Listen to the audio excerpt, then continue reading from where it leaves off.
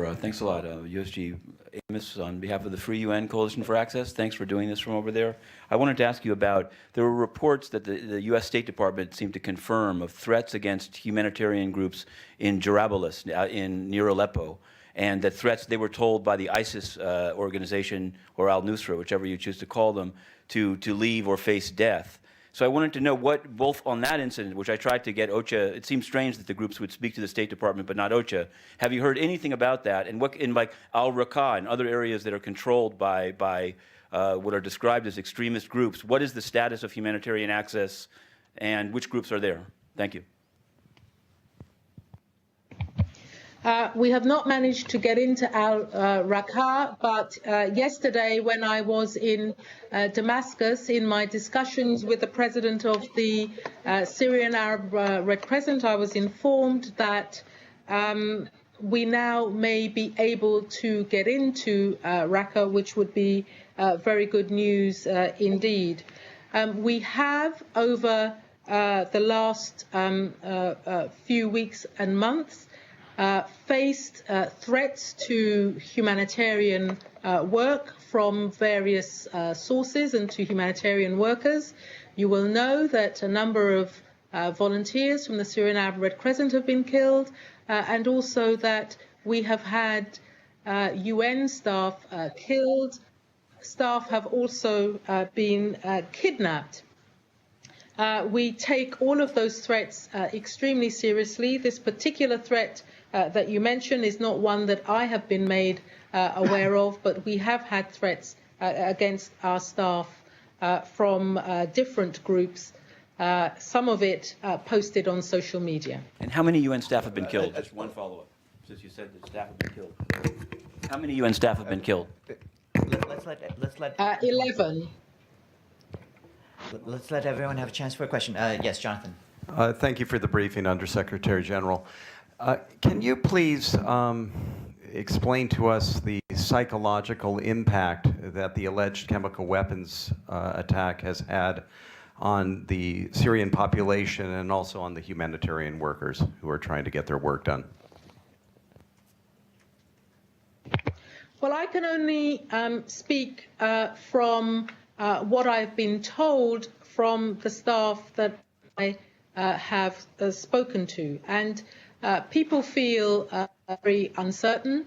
In terms of the Syrian people that I have spoken to, they continue to express concern to me that the international community has abandoned them and that they would like to see action, that they would like to see the international community together and agreeing on action which would lead to a political solution inside of Syria. It's very hard for me to speak about the psychology, but I can say that people remain fearful, and a lot of people are just fearful because the future remains so uncertain. I know that that you have a number of things on your schedule. Do you have time for one or two more questions? There's still a few hands up. I have about 2 minutes, so maybe if I take two questions together. Okay, yeah, two questions together. First Nisar and then Evelyn. Nizar Aboud, Aval Akhbar in Beirut and Al Mayadeen. My question is regarding the influx towards Turkey. There were reports today saying that the Turkish authorities have stopped the refugees from coming to Turkey, especially after the panic regarding possible strikes on northern Syria or parts of Syria. Are you aware about that? And what is the capacity of accepting more refugees in Turkey, especially that this area could be a front for any possible attack?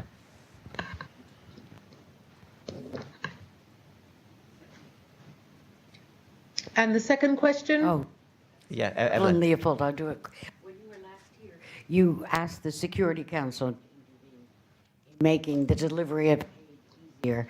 Is if you still want them to, what do you want them to do, if anything, or has the delivery of aid and your negotiations with the Syrian government solved that? Just very quickly on the refugee situation into Turkey. The neighbouring countries have all continued with their commitment to keep their borders open. I have to say that there have been various stages in this process. The neighbouring countries have said to us, we cannot possibly take any more refugees, and yet they have continued to do so.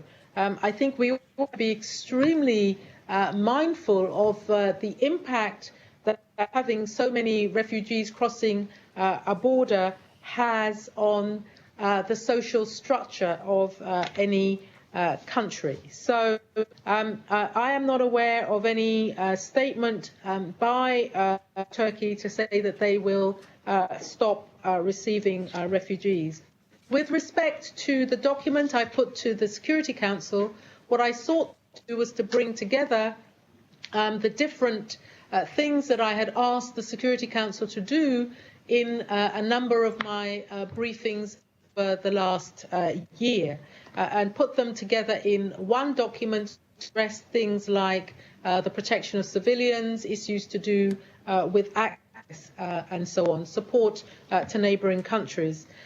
There has been a continued discussion within the Security Council about what to do with that document, and I very much hope that once the Security Council has finalised its discussion on these issues around chemical weapons, that it will come back to this humanitarian document that I put to them, because I think it's very important that we stay focused on the humanitarian impact of this crisis, and that the Security Council will be able to agree a set of measures that they can all agree on, which would help to facilitate a speedier humanitarian response inside Syria and in neighbouring countries.